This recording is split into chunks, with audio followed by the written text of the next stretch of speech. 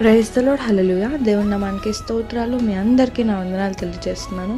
ఈ దినం కొరకు పరిశుద్ధాత్మ దేవుడు సిద్ధపరిచినటువంటి మాటలు, ప్రియ సహోదరి సహోదరుడా, ఈ యొక్క దినం అయితే పరిశుద్ధాత్మ దేవుడు ఈ యొక్క వచనం ద్వారా మీతో మాట్లాడాలనుకుంటున్నారు.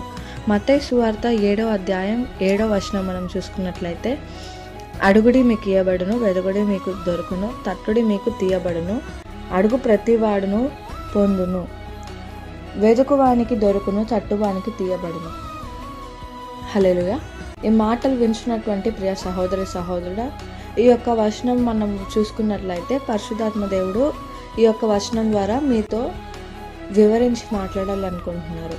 ఇక్కడ ఎంత సింపుల్గా ఉందంటే, ask it will be given అంటే అడిగినమ్మటే ఇస్తాను, వెతికినమ్మటే మీకు దొరుకుతుంది, తట్టినమ్మటే మీకు తీయబడుతుంది అని చెప్పి దేవుడు సింపుల్ వర్డ్స్లో మనకి రచించినట్టు మనం చూస్తున్నాము. కానీ దీని వెనకాల ఉన్నటువంటి డీప్ ఎక్స్ప్లెనేషన్ అనేది, అంతరార్థం అనేది ఎవరు తెలుసుకోవడానికి ఇష్టపడట్లేదు. సింపుల్గా చెప్పిన దాన్ని బట్టి, ఓకే అడిగితే ఇస్తాన్నారు కదా, వెతికినప్పుడు దొరుకుద్ది అన్నారు కదా, తట్టినప్పుడు తీయబడుతుంది కదా అని చెప్పి అనేక మంది ఏం చేస్తున్నారంటే, ఓకే దేవుడు ఇస్తాడు కదా, అడుగుతూ ఉందాము అని చెప్పి అనుకుంటారు. అడుగుతూ ఉండి దేవుడు నాకు ఇవ్వట్లేదు కదా అని చెప్పి కొంతమంది విసిగిపోయేటువంటి వ్యక్తులుగా ఉంటారు. కానీ దేవుడు ఈ దినం ఏం తెలియజేస్తున్నారంటే, దేవుడు మీరు అడిగినప్పుడు ఇస్తా అంటున్నారు, ఇవ్వను అనట్లా.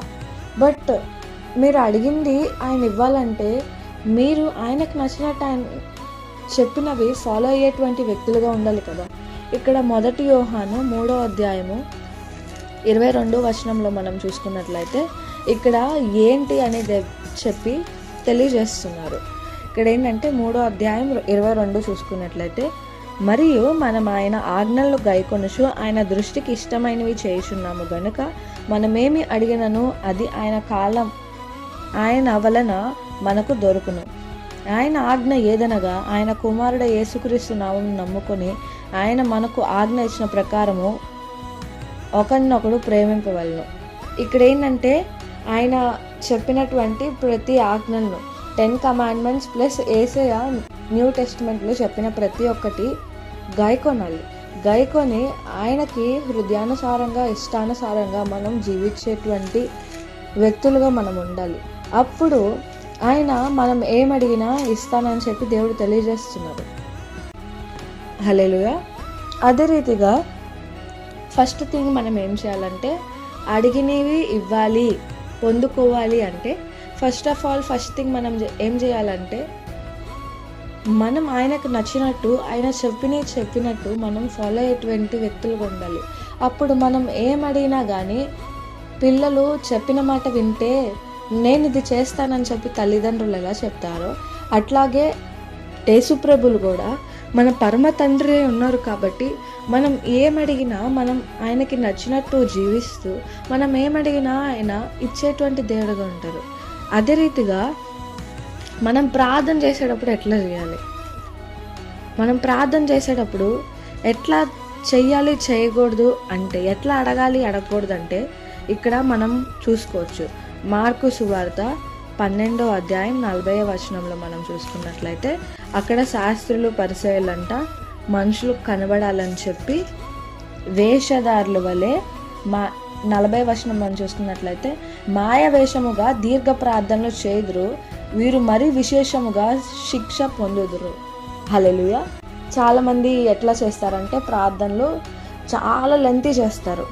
లెంతీ చేసిన దాంట్లో అందులో ఎంత క్వాంటిటీ ఉంటుందంటే అంత క్వాంటిటీ ఉంటుంది, బట్ అందులో క్వాలిటీ అనేది ఉండదు. ప్రేయర్లో క్వాలిటీ అంటే ఏంటంటే విశ్వాసం ఉండదు.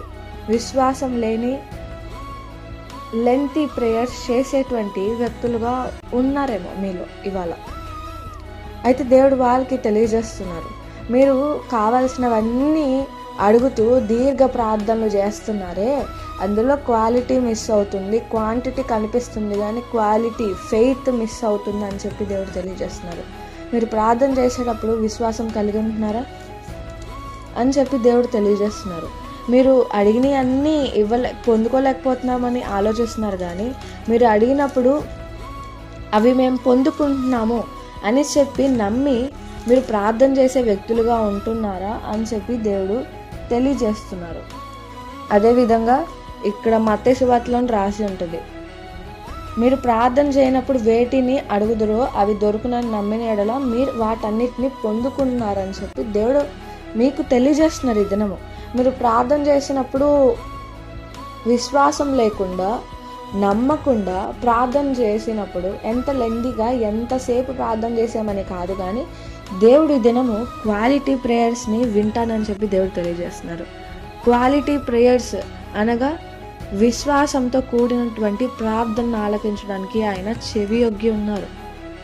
వ్యర్థంగా నువ్వు ఎన్ని మాటలు చెల్లించి ప్రార్థన చేసినా కానీ, ఎన్ని వాక్యాలు పైకెత్తి నువ్వు ప్రార్థన చేసినా కానీ అందులో విశ్వాసం లేకపోతే ఆ ప్రార్థన వేషధారణ ప్రార్థన, పరిసయ్యుల వంటి వేషధారణ కలిగినటువంటి ప్రార్థన అని చెప్పి దేవుడు తెలియజేస్తున్నాడు. ఈ దినం కూడా నీవు వాక్యం అంత జ్ఞానం తెలిసి కూడా నువ్వు విశ్వాసం లేనటువంటి గంటలు తరబడేటువంటి ప్రార్థన నీవు చేస్తున్నావేమో, కానీ దేవుడు ఈ దినం సెలవిస్తున్నారు. నీవు చేసేటువంటి దేవుడికి ఇష్టమైనటువంటి చేయాలని చెప్పి తెలుసుకున్నాం. అందులో నీవు చేసేటువంటి వ్యక్తి ఆ కేటగిరీలో ఉన్నావనుకో, నీ యొక్క ప్రార్థన ఇట్లా ఉందేమో, గంటలు తరబడి చేస్తున్నావు కానీ క్వాలిటీ మిస్ అవుతుందేమో, విశ్వాసం మిస్ అవుతుందేమో.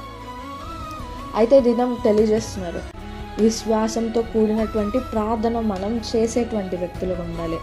మనం విశ్వాసంతో ప్రార్థన చేసినప్పుడు కార్యాలు ఎట్లా జరుగుతాయో ఒక 2 మనము తెలుసుకుందాము. అందులో ఏంటంటే రక్తస్రావం కలిగినటువంటి స్త్రీ, ఆ స్త్రీ ఏమనుకుంది, దేవుడు గూర్చినటువంటి కార్యాలు విన్నది.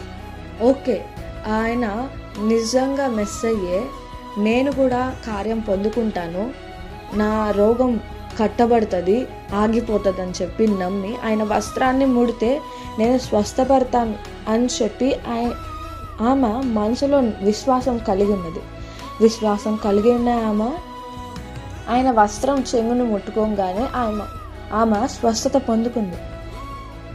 విశ్వాసంతో నీవు ఏదైనా క్రియ చేసినా కానీ, ఏ ప్రార్థన చేసినా కానీ ఎమ్మటే నువ్వు సమాధానం పొందుకుంటావు. ఎట్టి రీతిగా అంటే రక్తస్రావం కలిగినటువంటి స్త్రీ ఎట్టి రీతిగా ఆ క్షణంలోనే స్వస్థత పొందిందో, అదే రీతిగా విశ్వాసంతో నువ్వు చేసే ప్రార్థన, విశ్వాసంతో చేసే నువ్వు క్రియ, దానికి ప్రతిఫలం నువ్వు వెంటనే నువ్వు చూసేటువంటి వ్యక్తిగా ఉంటావు. అదే రీతిగా ఆయన బోధించుచున్నప్పుడు కొంతమంది ఆయన చేసేటువంటి క్రియలను చూసి ఒక వ్యక్తిని మంచం మీద పరుపు మీద ఉండగానే అట్టి రీతిగానే ఆ ఇల్లుని పగలగొట్టి అట్లానే వారిని దించినటువంటి వ్యక్తులుగా ఉన్నారు. ఎందుకని అట్లా చేశారంటే వారికి విశ్వాసం ఉంది, ఆయన గురించి విన్నారు, తెలుసుకున్నారు, ఆయన నిజమైనటువంటి దేవుడు అని చెప్పి తెలుసుకొని ఏం చేశారు, విశ్వాసంతో వారి యొక్క స్నేహితుడిని ఆయన మధ్యలోకి తీసుకొచ్చి ఇట్లా పరిస్థితి అని చెప్పినమ్మటే వారి యొక్క ఫెయిత్ని బట్టి వారు కార్యాన్ని చూశారు. దేవుడు ఇక్కడ మనము న్యూ టెస్ట్మెంట్లో 4 సువార్తల్లో మనం చూసుకున్నట్లయితే దేవుడు అక్కడ చెప్పేటువంటి ఒక్కటే మాట, మనము ఇక్కడ ఏంటంటే శాతాధిపతి కూడా వచ్చినప్పుడు మత్తయి 8లో మనం చూసుకున్నట్లయితే ఆయన అంటాడు, ఏమని అంటాడంటే, నేను వర్తి కాదయ్యా నీవు మా ఇంటికి రావడానికి, కానీ నువ్వు ఒక మాట సెలవిస్తే చాలు నేను కార్యం పొందుకుంటానని ఆయన విశ్వాసంతో ఒక్క మాట అడిగినటువంటి వ్యక్తిగా ఉన్నాడు. అదే రీతిగా నీవు కూడా విశ్వాసంతో దేవుణ్ణి ప్రార్థన చేసేటువంటి వ్యక్తిగా ఉన్నావా? అయితే నీ జీవితంలో వీరు ఎట్లాగా వెంటనే కార్యం వారి జీవితంలో చూసారో నీవు కూడా కార్యాన్ని చూసేటువంటి వ్యక్తిగా ఉంటావు. ఈ దినం అయితే దేవుడు చాలా క్లియర్గా దేవుడు మనతో మాట్లాడుతున్నారు. ఏమనంటే, అడిగినమ్మటే నేను ఇస్తాను, వెతికినమ్మటే దొరుకుతాయి, తట్టినమ్మటే నేను తీస్తాను అంటున్నారు. కానీ దానికి చేయాల్సినటువంటి కొన్ని థింగ్స్ ఉన్నాయి. అవేంటంటే, ఫస్ట్ ఆఫ్ ఆల్ 10 కమాండ్మెంట్స్ని ఫాలో అవ్వాలి.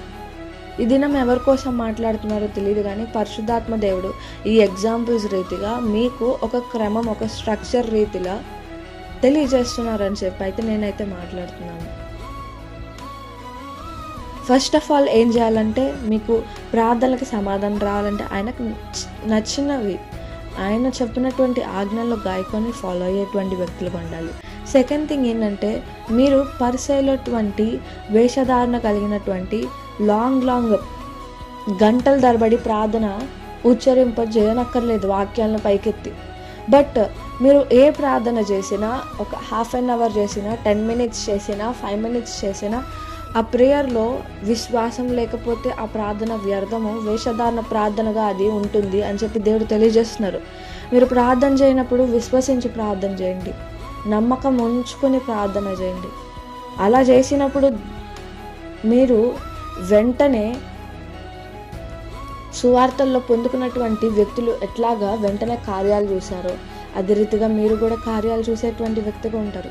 ఈ దినం వరకు మీరు తప్పులు చేస్తూ ఉన్నారేమో, మీకు ఈ విషయం తెలిసినా కానీ సాతాను అవి మర్చిపోయేలా చేస్తున్నాడేమో. దేవుడు ఈ ఒక్క రోజు మరలా మీకు జ్ఞాపకం చేసుకొని ఇలాగా మీరు సరి చేసుకొని మీ యొక్క ప్రార్థన విధానాన్ని మీరు మార్చుకొని మీరు ప్రార్థన చేసినప్పుడు మీరు దేవుని చేసేటువంటి అద్భుతమైనటువంటి కార్యాలు మీ యొక్క లైఫ్లో పొందుకుంటారని చెప్పి తెలియజేస్తూ, సరి చేసుకుని మీ యొక్క ప్రార్థన విధానాన్ని మలుచుకొని దేవుని ఇష్టానుసారంగా జీవించి ఫలితాలు పొందుకోవాలని కోరుకుంటూ, అట్టి కృప దేవుడు మీకు దయచేయనుగాక. ఆమేన్.